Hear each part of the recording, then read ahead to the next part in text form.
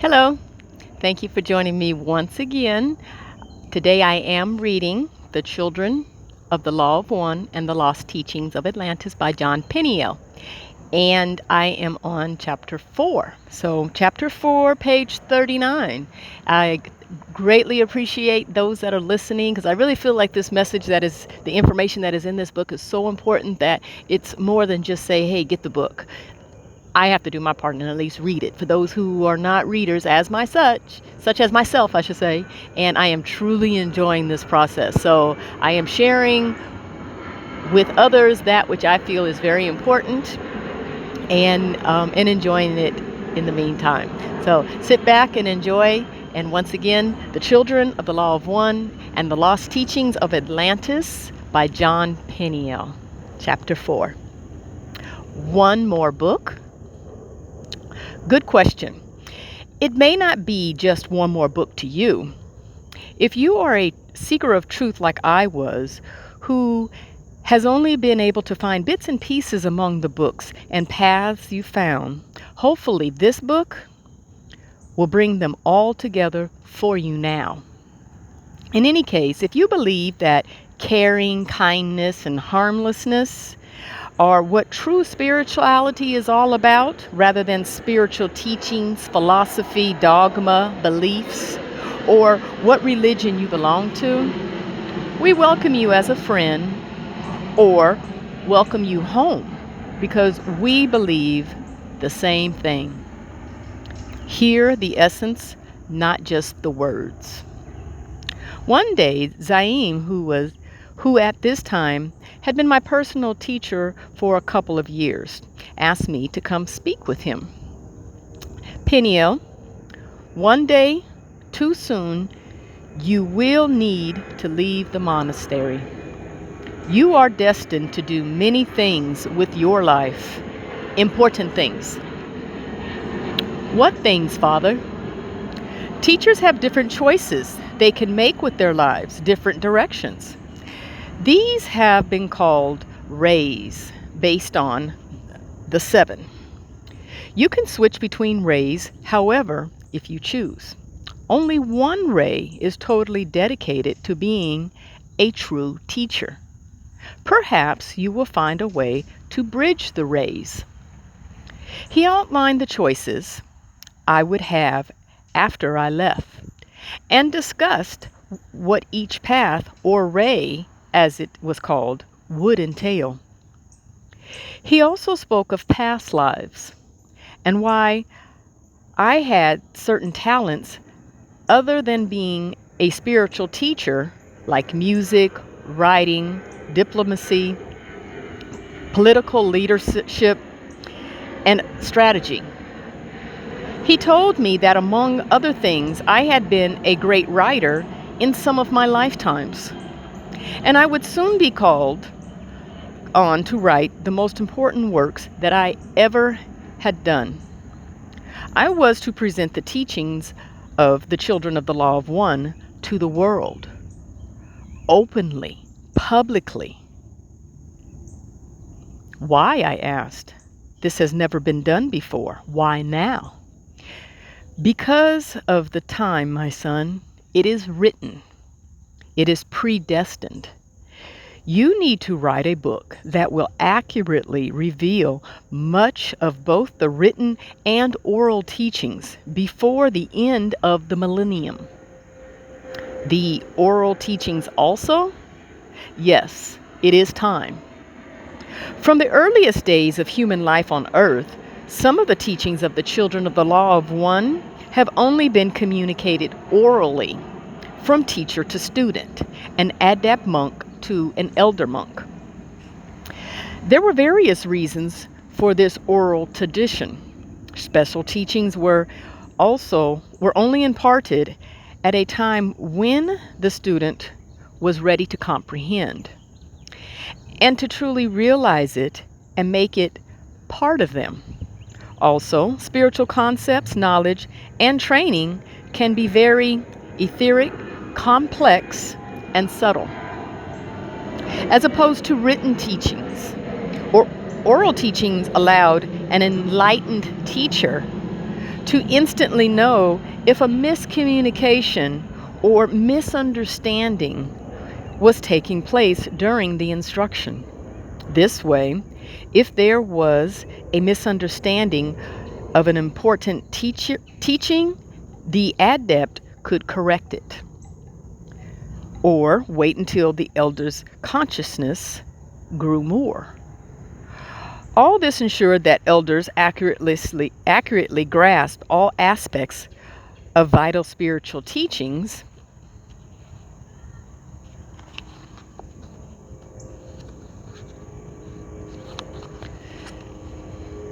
All this ensured that elders accurately grasped all aspects of vital spiritual trainings and could thus pass this on to further elder or novice monk students. By now, I was being told that out of necessity, the exclusivity of certain oral traditions were being broken.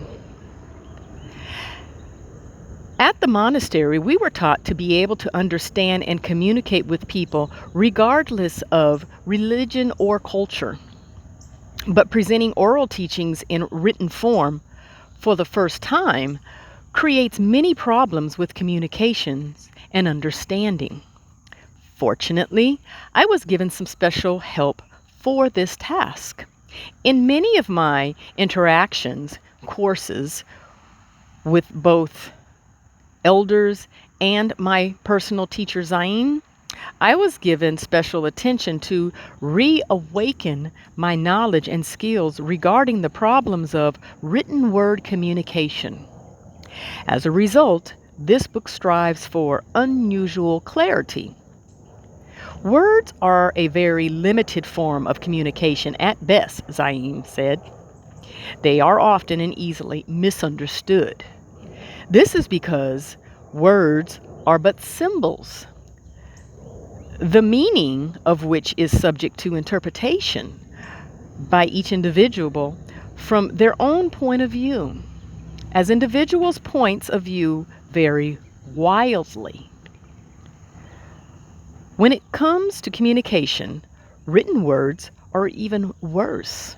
Since a writer cannot address every reader's individual point of view, individual interpretation or reaction, it makes full and accurate communication via reading and writing impossible. Even speaking to someone in person on a one-on-one basis, the essence of the desired communication may not take place. However, it is more likely to succeed. This is because a sensitive teacher or speaker can tune into the individual's point of view and thusly communicate in the manner that gives them the best chance of fully receiving the message being communicated. But even so, communication is still very difficult. Have you ever found yourself saying, "That's not what I meant"? I understood instantly. It all came back to me. Using the word self or ego is a good example of a common verbal communication problem that can be corrected for when speaking in person, one-on-one. These words can mean many different things to different people. Ego, for example, means a negative personality trait to some, but it means the essence of being or soul to some. It means the strength of personality to some, etc.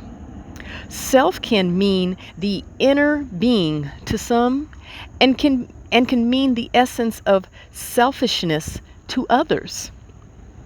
So personal communication is difficult enough, but when words are written, there is no chance to correct misunderstanding or clarify if they are misunderstood. So please keep this in mind if you disagree with what you read. It may not even mean what it seems to mean. The whole truth.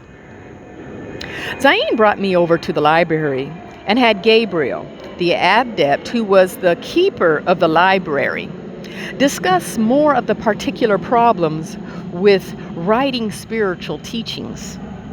In addition to the difficulties of communication with words, there are special problems involved with conveying spiritual concepts and universal truths. It is written that because of the duality of the plane we exist in here on earth and the limitations of our ability to really understand the infinite oneness that is the universe, the closest we can get to ultimate truth is still only half true. That means that the highest truths I can really explain to you here, even in person, are still half untrue. Thus, if you try, you can find another half truth that conflicts with it and argue the truth of either of them. For instance, it can be truthfully argued that our future is predestined. It can also be truthfully argued that we can change the future. They are totally opposite concepts, which seem to make the opposite concept impossible to be true. Such imposing true concepts are called a paradox. Paradoxes contain seemingly conflicting half-truths that are true in and of themselves. And while one truth may seem to make the other impossible to be true, the greatest truth is actually revealed when both half-truths are understood as a whole, even though that doesn't necessarily make sense when analyzed logically. Since paradoxes often contain the greater truth within their conflicting half-truths, they are the closest thing to full truth that we can convey with intellectual minds. Yet they cannot really be understood with the intellectual mind.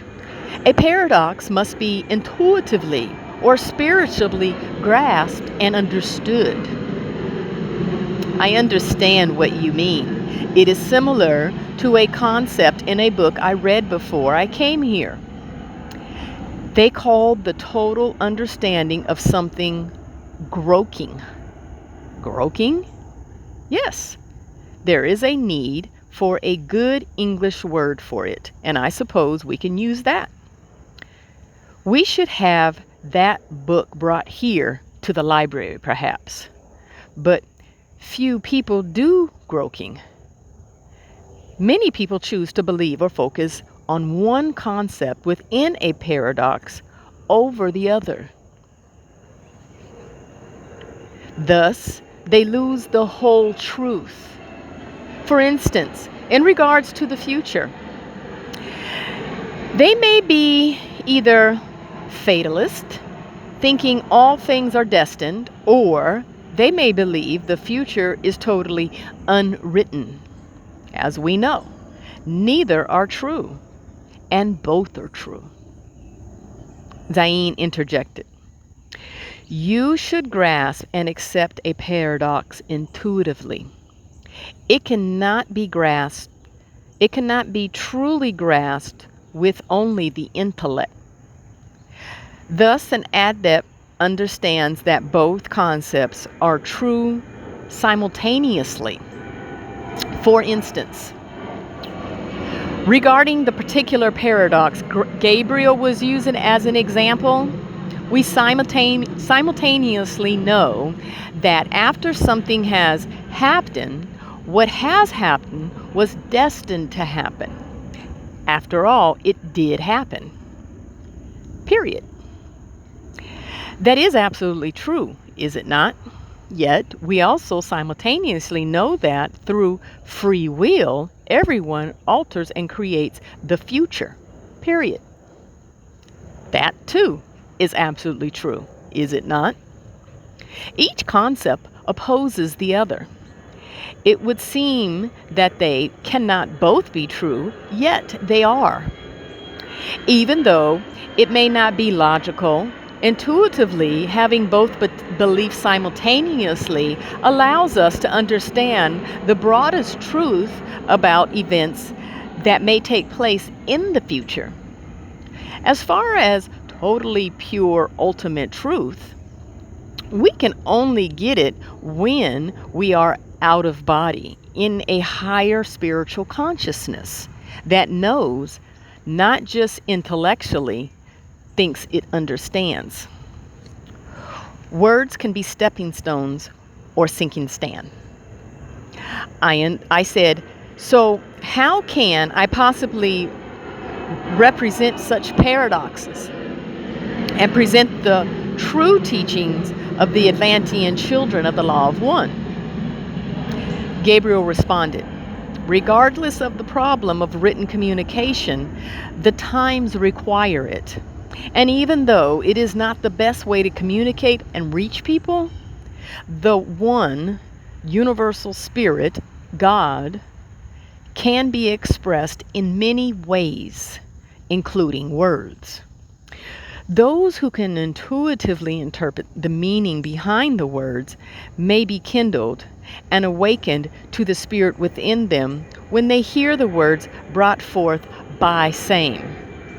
I know I have read certain inspiring words that rang a bell of truth within me, as have all of us here.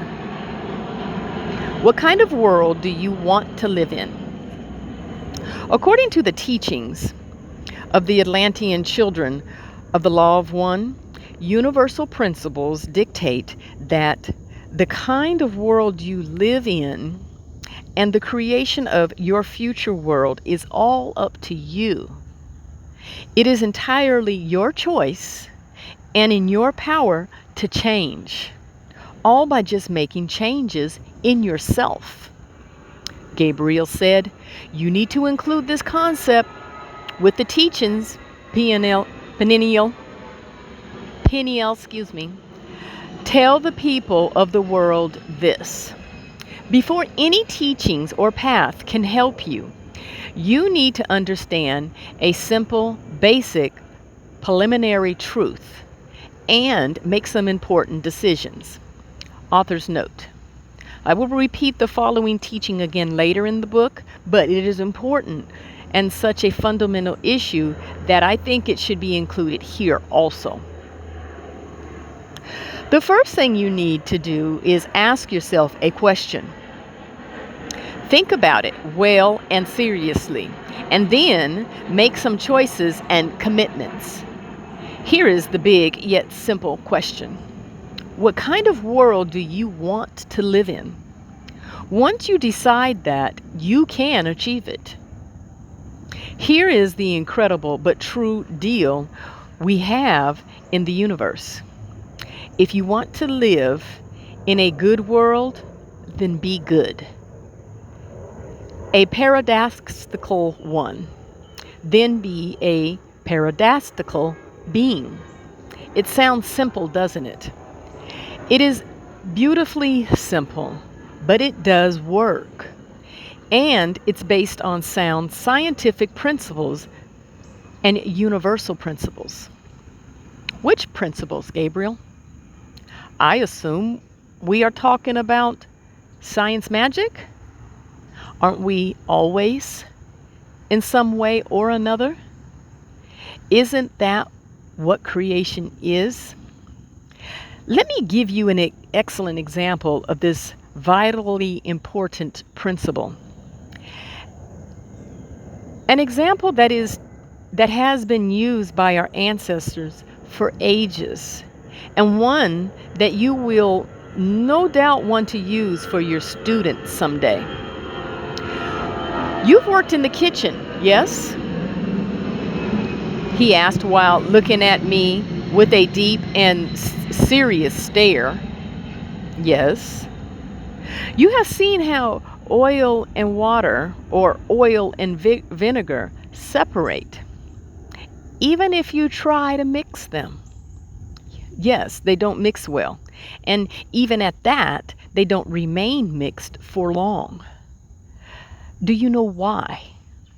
I shrugged, letting him quickly go on to explain the important point I knew he wanted to make.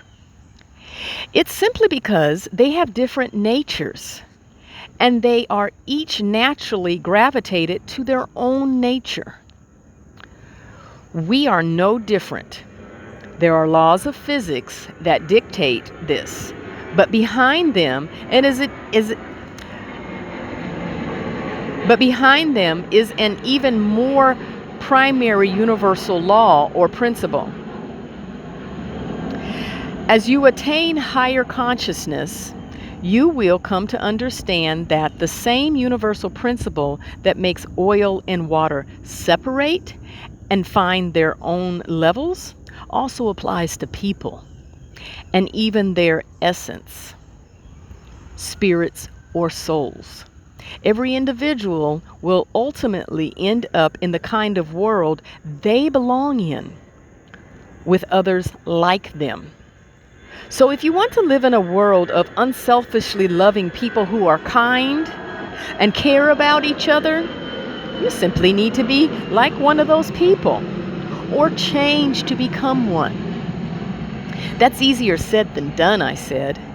Zayn interrupted. There may be trials and tribulations as you change inside to become a better person, but ultimately it will be done, if it is your will to do so. Gabriel added, all you need to do is persevere,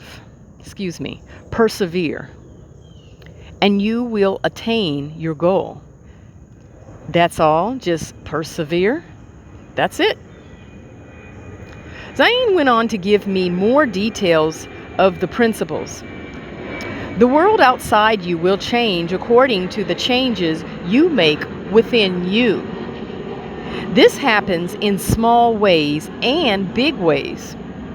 For example, if you are a drug addict or alcoholic, you usually have friends that are the same way, and a certain lifestyle that accompanies who you are and how you are. The reason you are a drug addict is something internal. If you change inside to where you are no longer an addict, you will find that without any effort on your part, you will lose or drift away from your old friends. And soon you will have new friends. It's also likely your job and housing situations will change also. I have seen people raised in ghettos full of drugs, hatred, envy, and crime, who left it all behind and lived good and productive lives. It wasn't because of the breaks they got or cards life dealt them. They didn't have any advantages different from anyone else in the ghetto. They transcended their environment, and their environment changed, all because of how they were inside or changed to be inside, and the actions, choices they made because of their internal disposition. This also happens with spiritual changes. You must have experienced it yourself already, Peniel. Didn't you find that your friends actually changed as you changed, even before coming here? Yes, that's true. Wait until you leave the monastery and meet them again. You'll find the common bonds you had with people you knew don't exist anymore. And soon, those people don't exist in your life either. Even ordinary people experience this.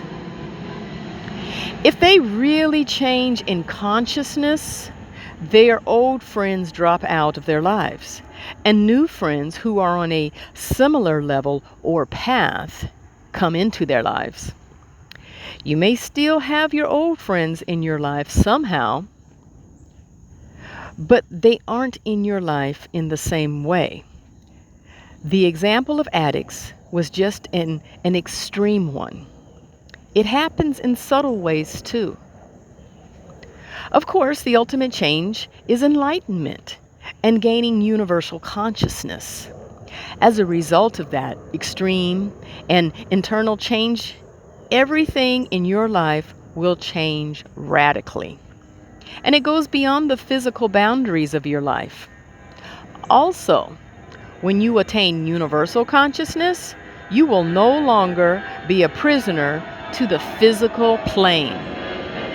You can come and go.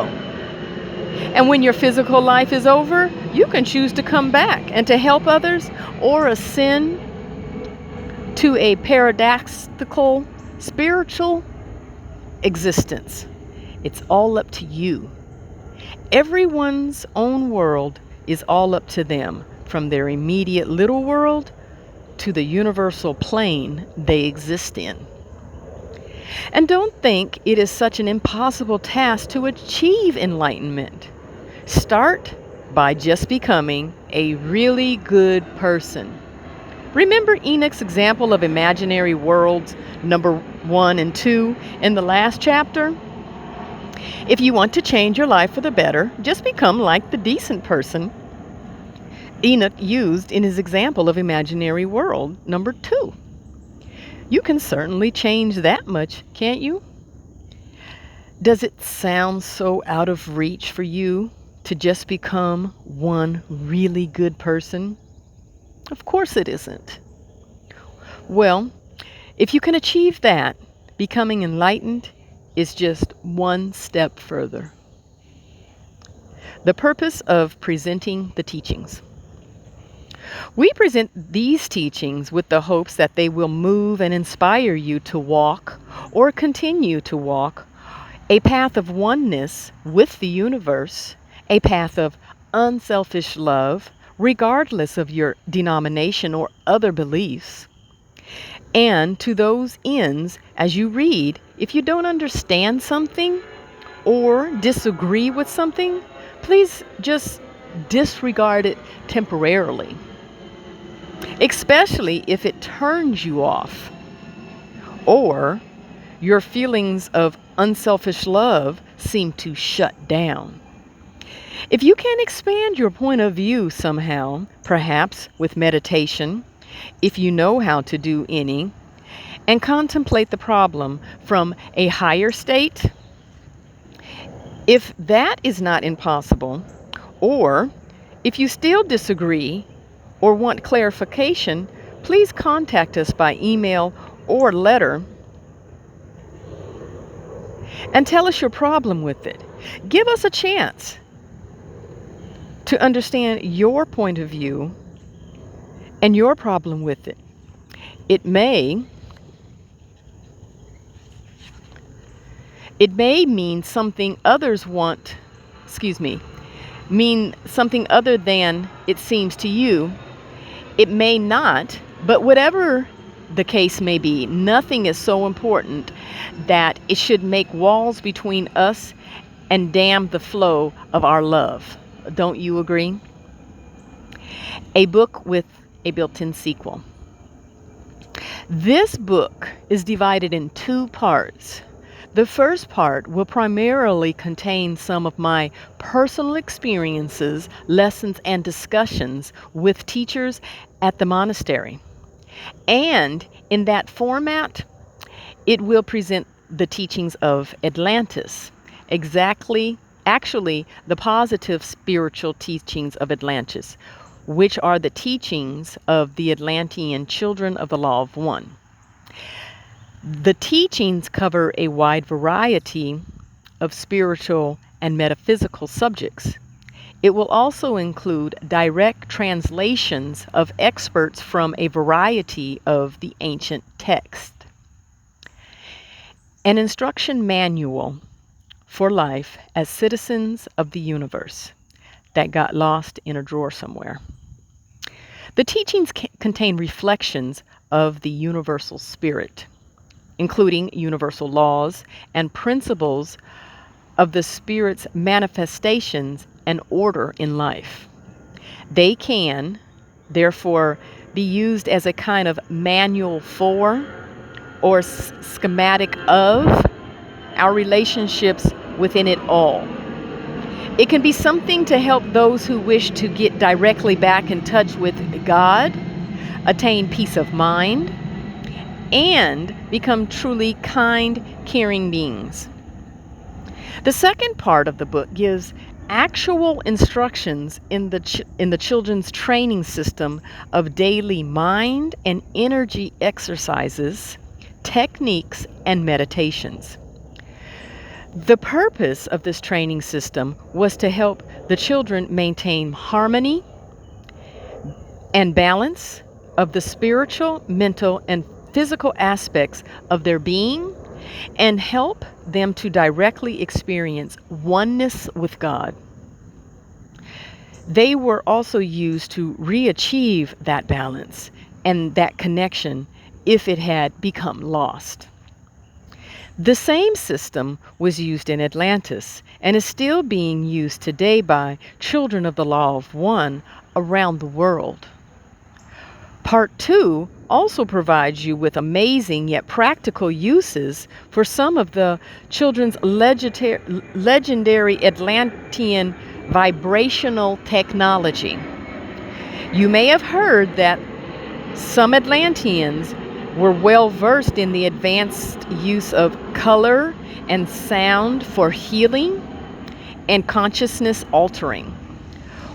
While we obviously can't teach you all the complex details of the science here, experts in Atlantean vibrational technology from the Children of the Law of One created it and have continued to use it for thousands of years. Now, for the first time, some of the consciousness raising vibrational sounds are available to the public. We have put specific versions of these vibrational sounds on CDs and tapes. When used properly, according to the directions in part 2 of this book, they can dramatically aid in helping you change yourself and improve your life. The how-to section gives specific instructions for accessing and reprogramming your subconscious through your subconscious mind through the use of special sound vibrations by combining them with the verbal induction, guided meditation, affirmation techniques. We wanted to include the recording packed with the book, but we were told it should not be done because some bookstores would not carry it then. So the instructions for ordering the vibrational sounds are in the back of the book. The back of the book also has instructions for ordering a video which teaches our style of yoga and our ancient energy techniques. Why the book? Besides the reasons I've already given, ours is an esoteric path that has been deliberately kept relatively unknown for some time. But as mentioned earlier, this time was prophesied. It is the time to publicly reveal many things, including the ancient history, teachings, and future prophecy. You are about to read about one of the reasons that the book is being published now. It is also about another reason, one of the prophetic signs that it was time to make the teachings public.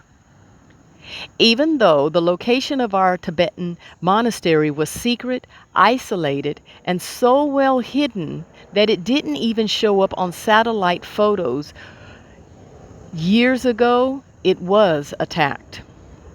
All the monks and householders who were in the Tibetan monastery at the time were killed. Some who were in the area, but not all the monastery at the time, survived. Monks in other places around the world were also attacked and murdered. I discuss this whole issue in more detail elsewhere. This great loss to the world went unnoticed by most, yet its significance and impact will ultimately be felt in many ways and has already begun over the years. By the time you read this, I may be gone also. I was asked to consider leading a rebuilding effort of the Tibetan monastery by other surviving monks.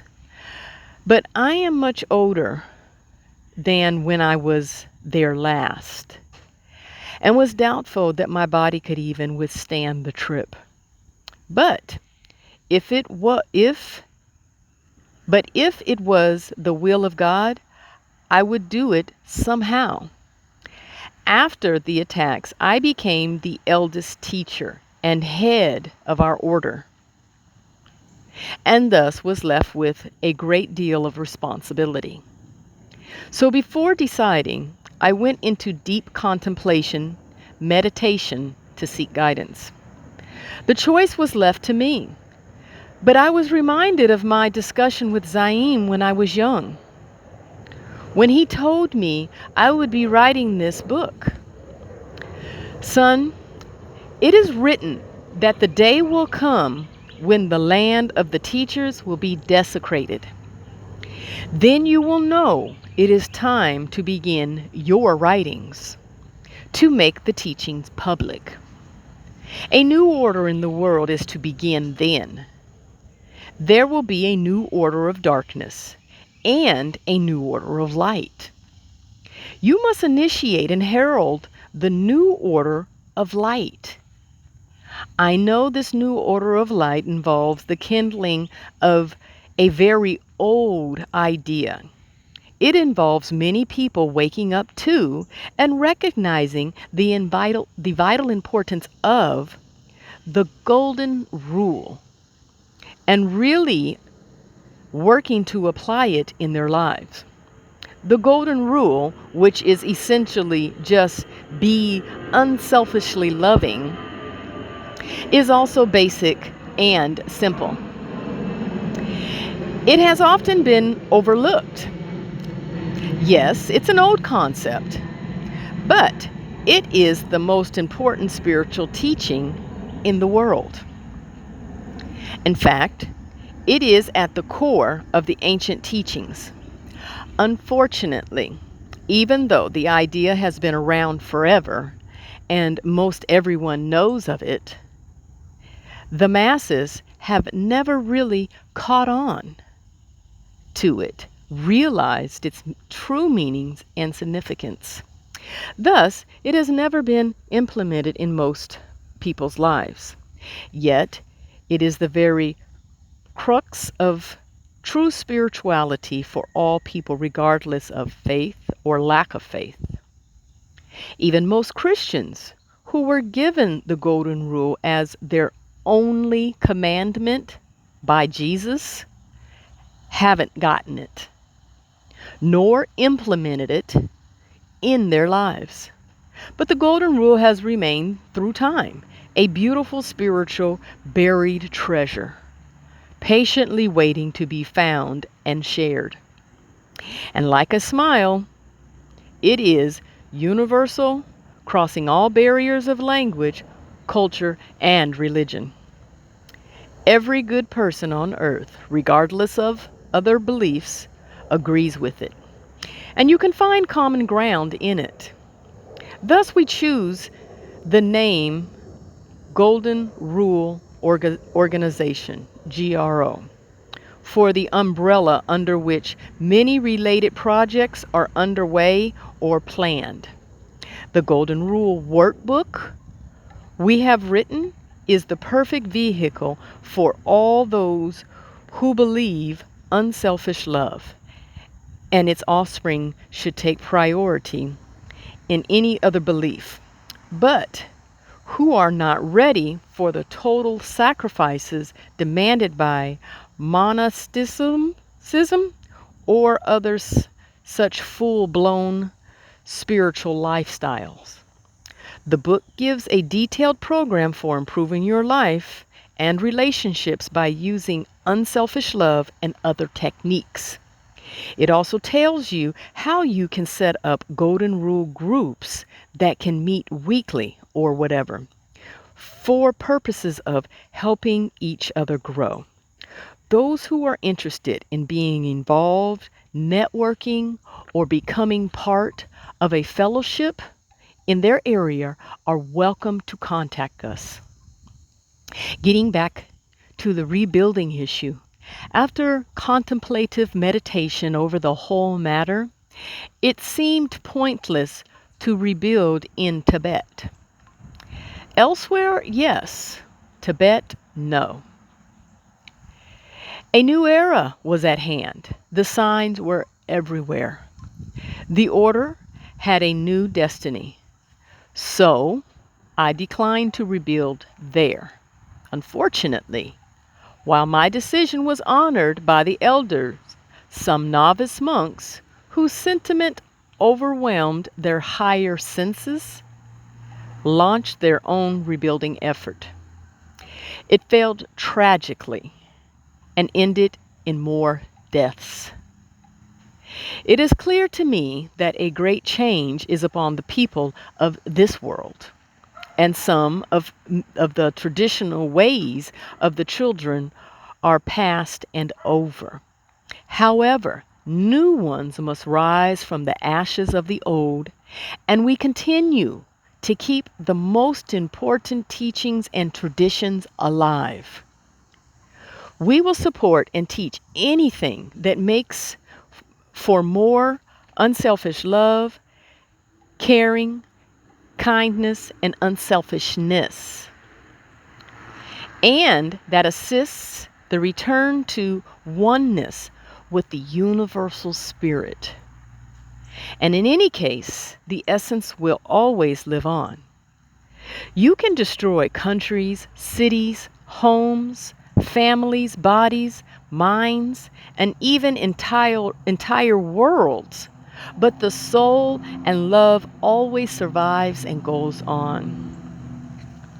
While most people these days are completely out of touch with nature and the universal spirit, God, the One, some have suffered enough to begin looking for a way out of darkness. There have always been teachers to help those who were ready to find the way out, to find the universal spirit inside of them. These are unusual times, and few teachers are left.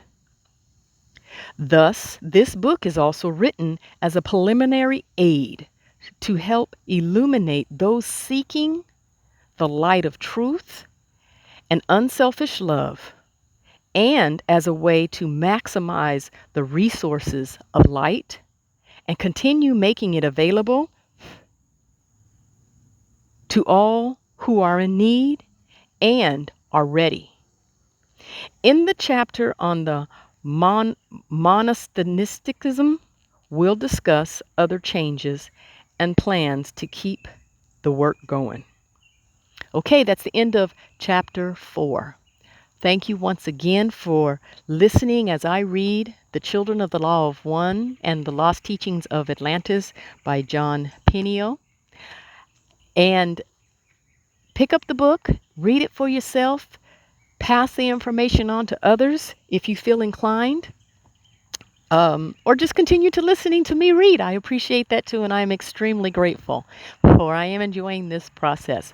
So when we meet up again, it'll be chapter 5 on page 47. So until we speak again, love and light.